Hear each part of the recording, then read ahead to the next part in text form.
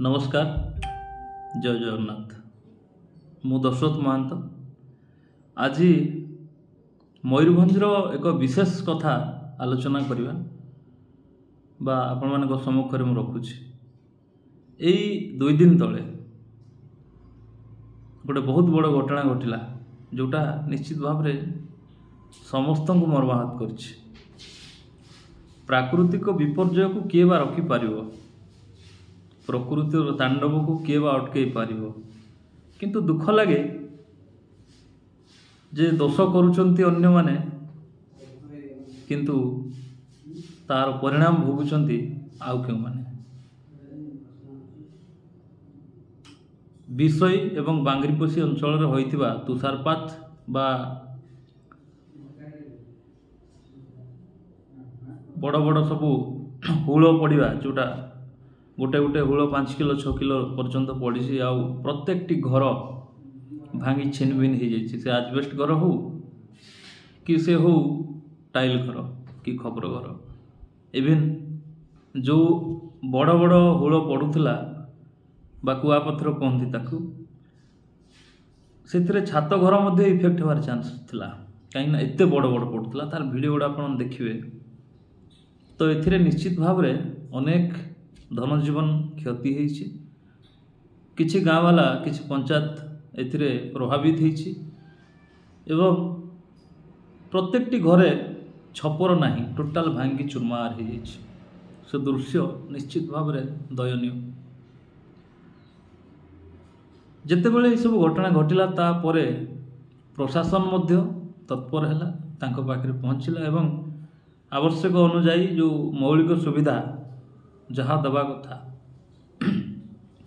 जमती कि खाद्य हो वस्त्र हो तापरे सर्वे करिकी केते क्षयक्षति होती से हिसाब रे सरकार तांकर जो आर्थिक सहायता मध्य करिवे। तापरे भी मनीष असंतुष्ट जे गोटे विपर्यय मध्य रे अन्य को अभियोग करवा अन्य को अभियोग करुछंती मध्य करवा अधिकार मध्य अछि। निश्चित भाव में मु भी मर्माहत एवं समवेदना जनाऊँगी से जो मैंने एथिरे शिकार होइछंती बा जो मैंने एथिरे विक्टिम। तेबे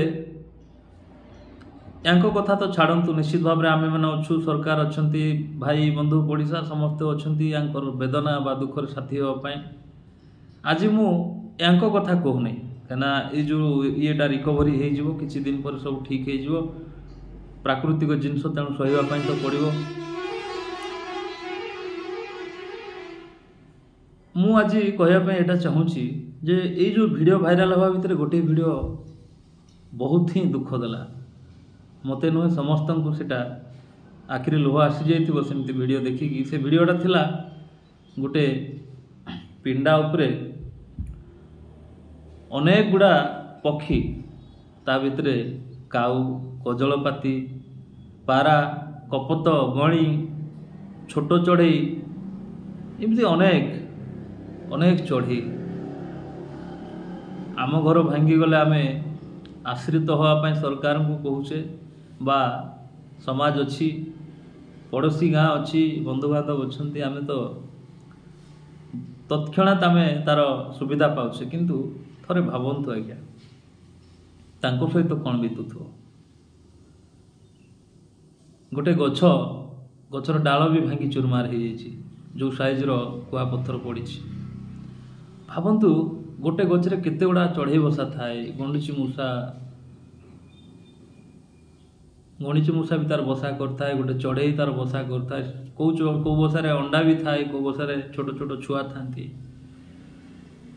भावंतु तांको केते कष्ट हेतिबो आ तांको समवेदना देवा पई केही नाही बा से माने काहाकू तांको दुख जणेबे बोली तांको पाखरे भाषा नाही बा शब्द नाही। बेले बेले भाबे तांको दुख टुकण आम दुख बड़। এই কথাটা निश्चित भाव में गभीर भावे मन भितर कष्ट देला। ଆଉ ସେଇ ସବୁ ଦୃଶ୍ୟ ଦେଖିଲା ପରେ ମୁଁ ଭାବେ ଯେ ଆମେ ମଣିଷ ମାନେ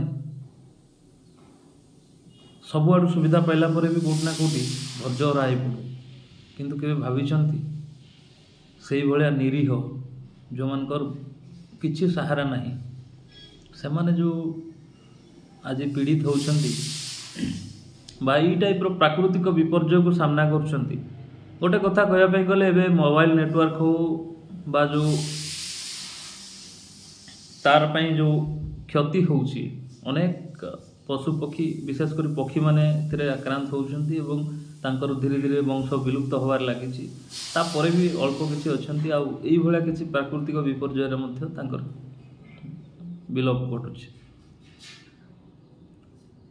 ତେବେ ଏଇ ଯେଉଁ କୁଆପଥର ପଡ଼ିବା ନିଶ୍ଚିତ ଭାବରେ ଗୋଟେ ଦୁର୍ଭାଗ୍ୟଜନକ, କାହିଁକି ଆମେ ଛୋଟରୁ ବଡ଼ ହେଲେ ବା ଆମର ବାପାମାନେ ବି ସେଇ ସାଇଜ୍ର କୁଆପଥର କେବେ ଦେଖିନଥିଲେ। ଗୋଟେ ଗୋଟେ କୁଆପଥରର ସାଇଜ୍ 10 କିଲୋ ବି ମୁଁ ଶୁଣିବା ପାଇଁ ପାଉଛି। ଆଉ ସେଇଟା ଗୋଟେ ଗାଁ ଭିତରେ ଘଟିଲା, ସେଇ ଘଟଣା କିଛି ଗାଁ ଭିତରେ ଘଟିଲା ଯେଉଁଠି ଚାଳ ଛପର ଘର ଥିଲା, ଗରିବ ଲୋକମାନେ ରହୁଥିଲେ। ତେବେ ସେଇ ସେମ୍ ଜିନିଷ ଯଦି ଗୋଟେ ବଜାରରେ ହୁଅନ୍ତା, ଗୋଟେ ବହୁତ ଗୁଡ଼ା ଗାଡ଼ି ଥାନ୍ତା, ମୋଟର ଥାନ୍ତା, ବହୁତ ଲୋକ ସମାଗମ ଥାନ୍ତା ଆଉ ହଠାତ୍ କି ହୁଅନ୍ତା, ତାହେଲେ କେତେ ବଡ଼ ବିପର୍ଯ୍ୟୟ ହେଇଥାନ୍ତା। ଏଇଟା ବି କ'ଣ ଛୋଟିଆ ନୁହେଁ। ତେବେ ନିଶ୍ଚିତ ଭାବରେ ୟା ପାଇଁ ମୁଁ ଭାବୁଛି କ୍ଲାଇମେଟ୍ ଚେଞ୍ଜ ହିଁ ଗୋଟେ କାରଣ ହେଇପାରେ। ଶିମିଳିପାଳ ଭଳିଆ ଜାଗାରେ ଯେଉଁଠି ବିରାଟ ବଡ଼ ଜଙ୍ଗଲ ଚତୁଃପାର୍ଶ୍ୱରେ ଅଛି ଏବଂ ତା ସହିତ ଗୋଟେ ବହୁତ ବଡ଼ ପ୍ୟାଚ୍, ଗ୍ରୀନ୍ ପ୍ୟାଚ୍ ୱାର୍ଲଡର, ଏଇଟା ବି ଶିମିଳିପାଳ ବାୟୋସ୍ଫିୟର। କିନ୍ତୁ ଧୀରେ ଧୀରେ ଲାଗୁଛି କ'ଣ ପାଇଁ, କାହିଁକି ଶିମିଳିପାଳର ଗଛ ସଂଖ୍ୟା କମିଗଲାଣି ଆଉ ଜଙ୍ଗଲ ମାନେ ଯାହା ବି ଲାଗିକି ରହିଛନ୍ତି ତାର ଚତୁଃପାର୍ଶ୍ୱରେ ତାଙ୍କର ବି ଗଛ ସଂଖ୍ୟା କମିଗଲାଣି। କାହିଁକି ମୁଁ ବି ନିଜେ ଆଖିରେ ଦେଖୁଛି, ଆମ ଘର ପାଖରୁ ବି ଅନେକ ଲୋକ ବିଶେଷ କରି ଆମ ଅଞ୍ଚଳରେ ଶାଳ ଜଙ୍ଗଲ, ସେଇ ଶାଳ ଗଛକୁ ଏଇ ସାଇଜ୍ର ଗଜା ସବୁ କାଟିକି ଜାଳ କାଠ ପାଇଁ କରୁଛନ୍ତି, ଜାଳ କାଠ କରିବା ସହିତ ବିକ୍ରି ମଧ୍ୟ କରୁଛନ୍ତି। ପ୍ରଶାସନ ମଧ୍ୟ କେତେ ଜଗିବ, ଲୋକମାନେ ଯେଉଁଠି ସଚେତନ ନାହାନ୍ତି। ତେବେ ନିଶ୍ଚିତ ଭାବରେ ଏଇ ଯେଉଁ ବିପର୍ଯ୍ୟୟ ଆଗାମୀ ଦିନ ପାଇଁ ଗୋଟେ ଶିକ୍ଷା ହେବ ବୋଲି ନିଶ୍ଚିତ ଭାବରେ ଜଣାପଡ଼ୁଛି ଏବଂ ଆଗାମୀ ଦିନରେ ଏଇଭଳିଆ ଯଦି ହୁଏ, ଗୋଟେ ସ୍ୱତନ୍ତ୍ର କିଛି ଏରିଆରେ ହେଲା, ଯଦି ସମଗ୍ର ଓଡ଼ିଶାରେ ଏଇ ଟାଇପ୍ର କୁଆପଥର ବର୍ଷା ହୁଏ, ତାକୁ ଅଟକାଇବା ପାଇଁ କୌଣସି ସରକାର ବି ସମ୍ଭବ ହେଇପାରିବନି। ଯାହା ବି ହଉ, ଏଇ ଯେଉଁ ନିରୀହ ପକ୍ଷୀ ପଶୁମାନଙ୍କ ପ୍ରତି ଥିବା ସହାନୁଭୂତି ମୁଁ ମୋ ଭିଡ଼ିଓ ଦ୍ୱାରା ଚେଷ୍ଟା କଲି ଜ୍ଞାପନ କରିବା ପାଇଁ। ନିଶ୍ଚିତ ଭାବରେ ଆଶା କରୁଛି ଭିଡ଼ିଓଟି ଭଲ ଲାଗିଥିବ ଏବଂ ଶେଷରେ ଆପଣମାନଙ୍କ ପାଇଁ ଗୋଟେ ଛୋଟ କାମ ଦେବି ଯେ ଏଇ ପ୍ରାକୃତିକ ବିପର୍ଯ୍ୟୟ ପଛରେ ଭୁଲ କାହାର, ମଣିଷମାନଙ୍କର ନା ଆଉ କାହାର? ମୁଁ ତ ଭାବୁଛି ନିଶ୍ଚିତ ଭାବରେ ଆମମାନଙ୍କର। କ୍ଲାଇମେଟ୍ ଚେଞ୍ଜ ପାଇଁ ଆମମାନେ ହିଁ ଦାୟୀ ଆଉ ଏଇଭଳିଆ ବିପର୍ଯ୍ୟୟ ହୁଏତ ଆଗକୁ ଆହୁରି ବି ଆସିପାରେ। ତେବେ ନିଶ୍ଚିତ ଭାବରେ ଏଇ ଯେଉଁ ବିପର୍ଯ୍ୟୟ ପାଇଁ ଦାୟୀ କିଏ, କ'ଣ ପାଇଁ, କମେଣ୍ଟ ବକ୍ସରେ ନିଶ୍ଚୟ ଜଣାଇବେ। ଆଉ ଭିଡ଼ିଓଟି ଭଲ ଲାଗିଥିଲେ ନିଶ୍ଚୟ ସେୟାର କରିବେ ଏବଂ ଚ୍ୟାନେଲଟିକୁ ସବସ୍କ୍ରାଇବ୍ କରିବେ। ରହୁଛି, ନମସ୍କାର, ଜୟ ଜଗନ୍ନାଥ।